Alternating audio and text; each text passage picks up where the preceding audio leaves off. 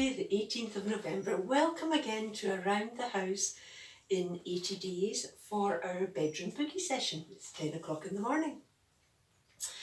So, as always, if you just begin with your warm-up, and you know now what you want to do for that. Marching, toe tapping, bringing your arms in, just to get your circulation going. And we're going to do that for a short while because I'm going to introduce a little bit of a game this morning. Now, those of you who are very astute will notice that I've got a drawer open here. Please don't worry about that. I haven't forgotten about it. It's one of my props for later on.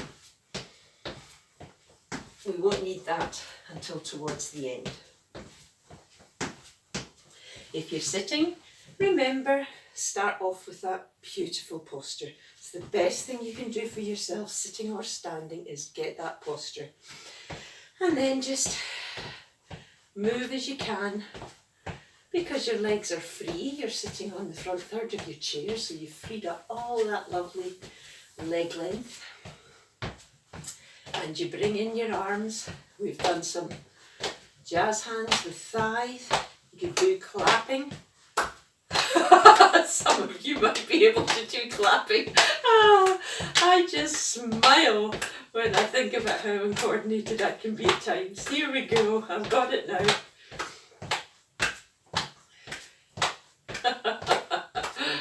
There you go. And back into my standing position. And I want you just now to come into your neutral place and really get yourself lovely and stable and tall. Long front, remember, long spine. Pull that stomach in, keep your neck long, chin tucked, smile. Now, we've been working on doing some lunges. We've been doing them with support. We've taken a step forward. We've bent in, keeping our heel back leg heel down on the floor. But we've also done it where we've lifted that heel off the floor. Like this. Now, why do we do lunges?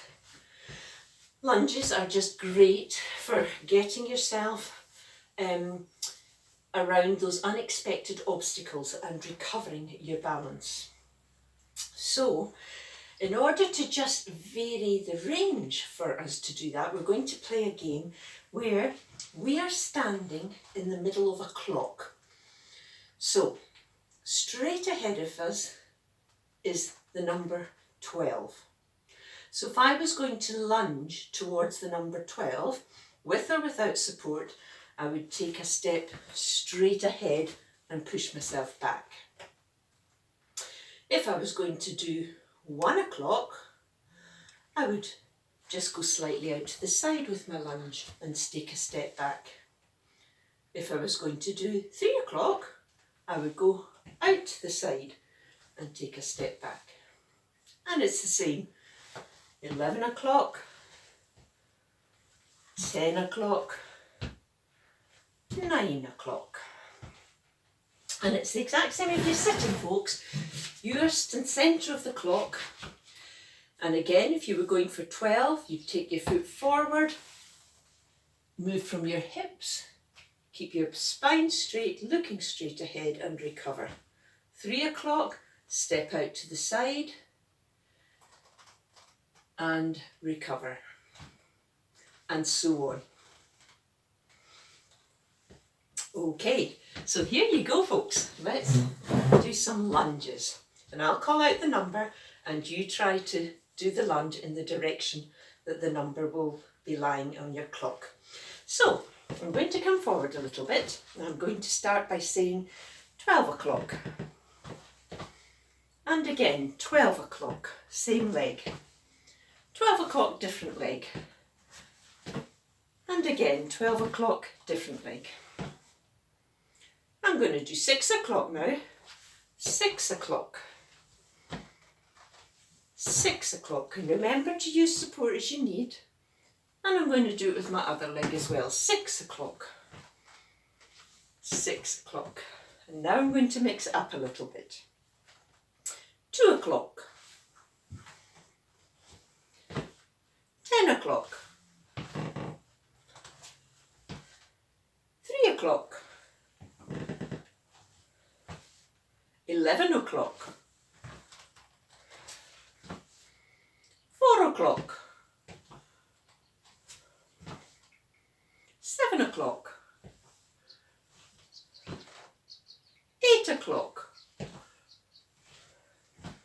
9 o'clock. 5 o'clock. 12 o'clock. 10 o'clock.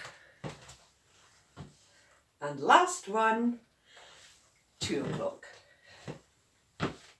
Okay, so that's something you can practice afterwards, just by picturing that you've got that clock and you're just taking those lovely lunges and recovery steps in different directions, because of course you don't know where the hazards are going to come at you from in life. So it's important that we can practice this in all directions.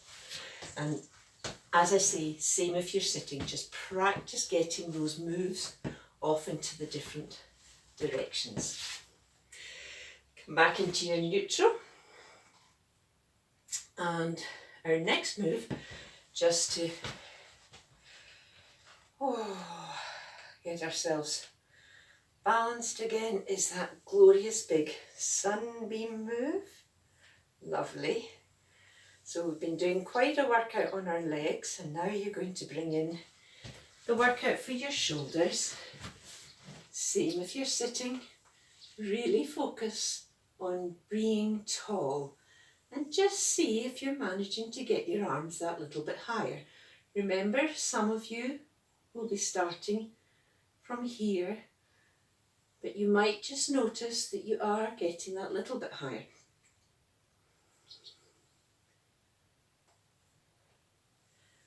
There you go. Glorious.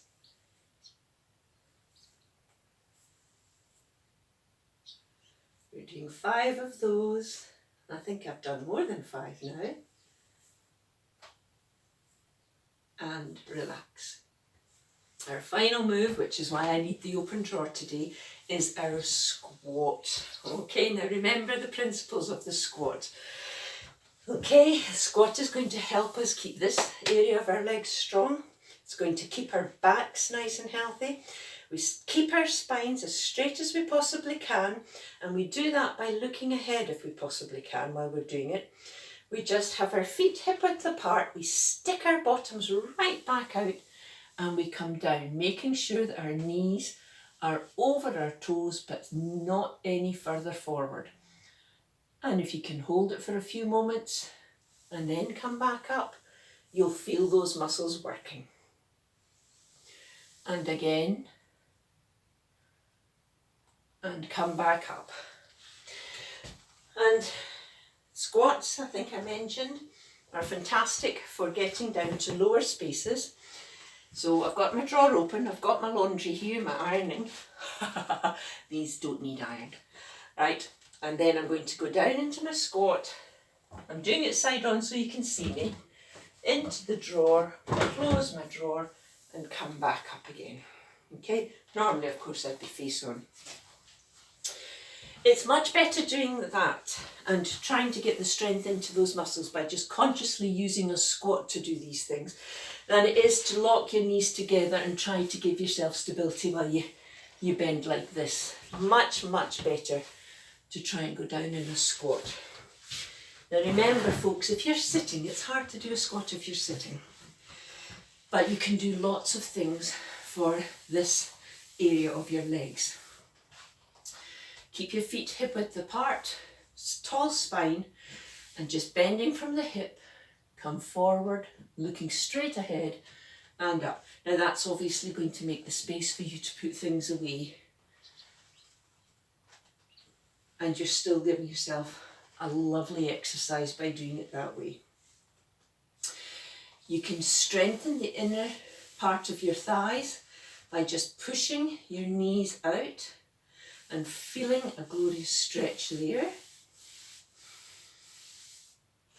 And you can bring your legs in and strengthen the outside of your thighs by putting your hands on your knees and pressing those hands away from each other using your knees.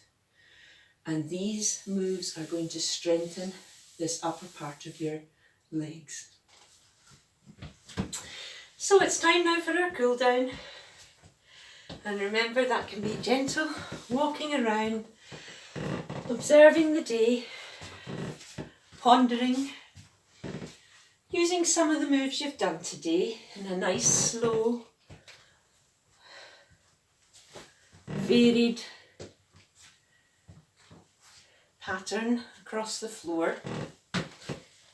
We've done our sunbeams for our shoulders and our backs and our arms. We've done our clock game for our recovery of balance when life throws obstacles in our way. We've played our clock game also when we're sitting, paying attention to the direction that we can move our hips in. And we've done the squats if you were standing, but if you were sitting, we've done the inner thigh stretch, the outer thigh stretch.